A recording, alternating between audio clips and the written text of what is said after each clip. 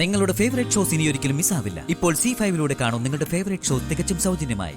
ഞാൻ കുറ്റക്കാരനല്ല നമ്മ പറഞ്ഞിരുന്നെങ്കിൽ ഇങ്ങനൊരു അവസ്ഥ ഈ വീട്ടിലുണ്ടാവില്ലായിരുന്നു. ഞാൻ എന്തു പറയണായിരുന്നു? അരുണിന്റെ കാമുകയാണ് അശ്വതി എന്ന് പറയണായിരുന്നു. ആ ശ്രീകുട്ടി അരുണിന്റെ മോളാണെന്ന് പറയണായിരുന്നു. നീ പറ. ഞാനിനി ഒന്നും പറയുന്നില്ല. ഞാൻ ഈ വീട്ടിൽ നിന്ന് ഇറങ്ങുമോ? മോനെ, ഞാൻ അമ്മയെ വെറുതെ പേടിപ്പിക്കാൻ വേണ്ടി പറയല്ല. ഇതെന്റെ വീടല്ല, അതെനിക്ക് മനസ്സിലായി. എല്ലാവരും എനിക്കും എന്റെ അമൃതയ്ക്കും എതിരാ. ഞങ്ങൾ പോവോ?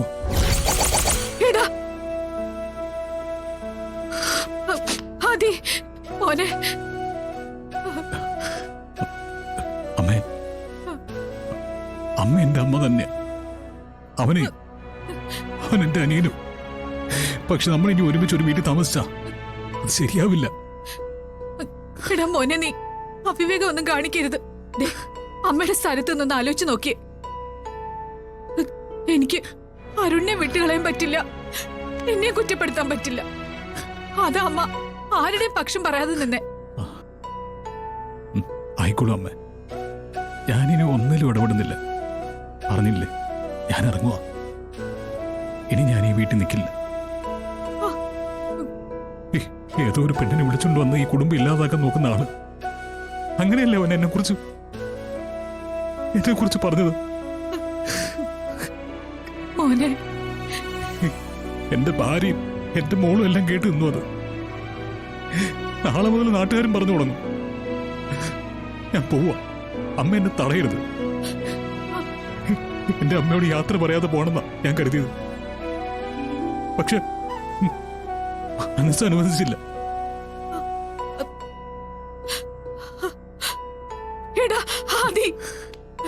മോനെ, നീ അമ്മയെ വിട്ടു പോകല്ലേടാ. നീ അമ്മ പറയുന്ന കേക്ക്. നീ അമ്മയെ വിട്ടു പോകല്ലേ. ശരിയമ്മ, ഞാൻ പോകുന്നില്ല. പക്ഷെ ഒരു കാര്യം, അമ്മ ഇപ്പം അരുണിനോടെല്ലാം തുറന്നു പറയണം. ഞാൻ കുറ്റക്കാരനല്ല എന്ന് പറയണം. എല്ലാവരുടെ മുന്നിൽ വെച്ച് ഞാൻ അനുഭവിച്ച അവഹേളനം അങ്ങനെ തീരണം. പറ്റുമോ? എന്റെ അമ്മയ്ക്ക് പറ്റുമോ?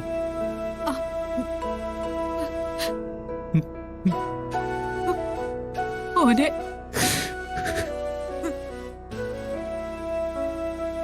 ഇല്ല, പറ്റില്ല, പറ്റില്ല. അമ്മേ, ഇനിയും ഞാനിവിടെ നിന്നാ ചിലപ്പോ ഞങ്ങളെ രണ്ടുപേരിൽ ഒരാളുടെ മരണമായിരിക്കും. ഞാൻ പോവാ.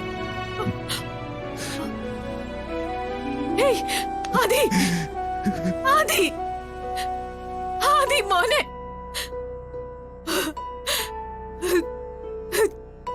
ഈശ്വര,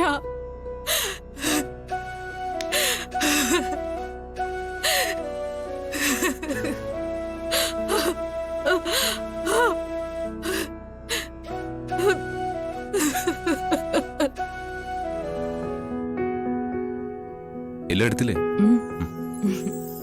അമ്മേ, അമൃത എടുത്തി, ഐശ്വര്യ എടുത്തി. അമ്മ,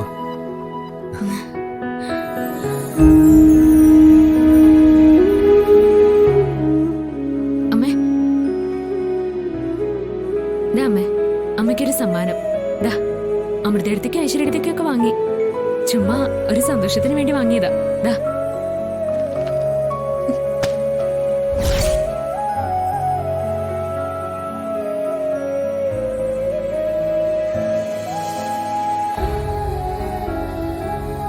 എന്താ അമ്മേ? എന്താ അമ്മേ?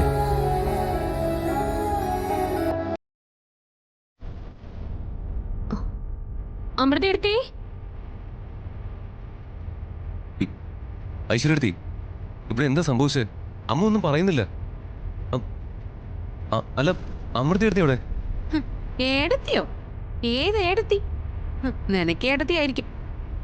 ഇനി മുതല് ആ സ്ത്രീ എനിക്ക് ആരുമല്ല.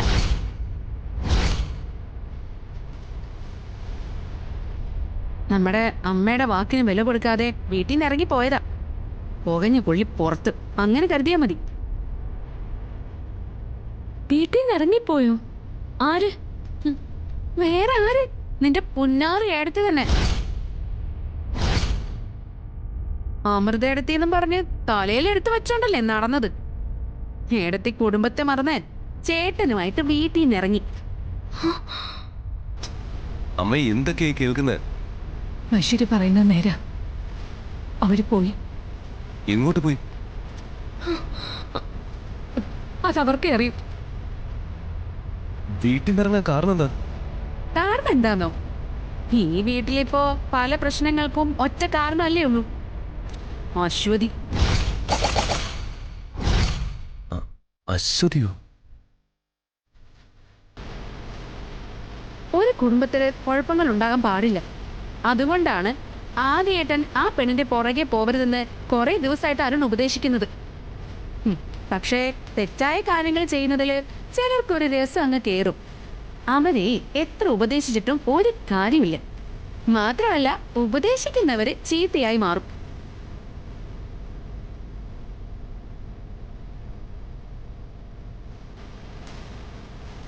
ഇങ്ങനൊരവസ്ഥയിൽ ഭാര്യ എന്ത് ചെയ്യണം? ഭർത്താവിനെ ഉപദേശിച്ച് നേരായ വഴിയിൽ കൊണ്ടുവരാൻ നോക്കണ്ടേ? കൊല്ലുന്ന രാജാവിന് തിന്നുന്ന മന്ത്രി. ആദ്യേട്ടനേക്കാൾ വീറോടെയാ അമൃതേടത്തി. അമ്മേ, ഈ പറഞ്ഞതൊക്കെ സത്യമാണോ? അശ്വതി എന്ന പെണ്ണിന്റെ പേരിലാണോ ഈ പ്രശ്നങ്ങള്? അതെ, എന്റെ 2 മക്കളും തമ്മിൽ വലിയ വഴക്കായി മോനെ. എനിക്കത് ഓർക്കാൻ കൂടി വയ്യ.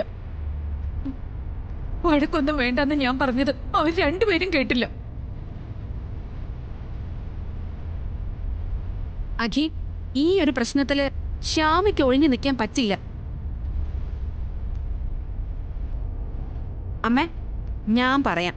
നമുക്കറിയാൻ പാടില്ലാത്ത എന്തൊക്കെയോ രഹസ്യങ്ങൾ ഇവിടെ ഇപ്പോഴും പുകയുന്നുണ്ട്.